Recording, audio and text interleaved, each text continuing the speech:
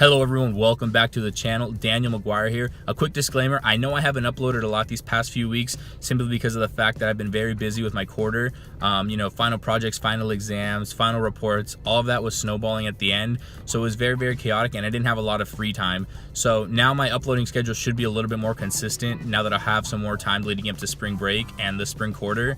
And on that note, I just finished my last final a few hours ago, so I thought I'd make a video talking about finals, any tips and ideas that I've been able to accumulate over these past few years. So maybe they can help somebody out for the next round of finals, or if you're on semester schedule, the round of finals leading up in a few weeks. So hope you find it informative, and let me know what you guys think. Thank you.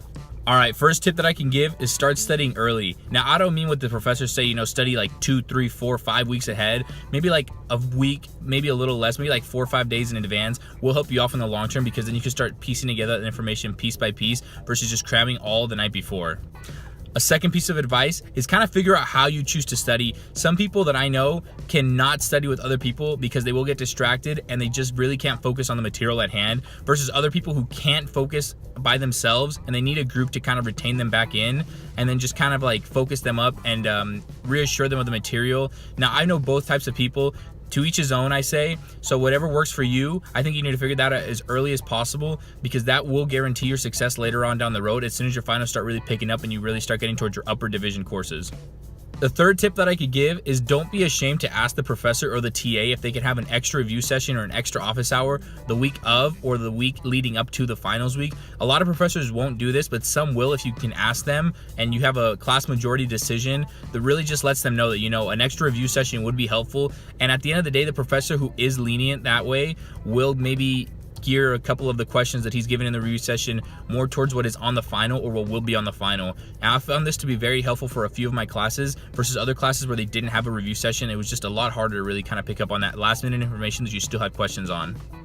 The fourth tip of advice is going to sound very generic, and that's kind of just take your time and read every question during the test. I know some people who went through the test and kind of didn't read everything and then submitted it, and then we're discussing it 20 minutes later outside, and then they're just like, oh my god, I misread the question, I missed half the points on it. So that's a big thing, is kind of just take your time. Obviously for UCI, we get 2 hours to take our finals, so it's a little bit more of a cram situation because we don't really get the full extended amount of periods of time.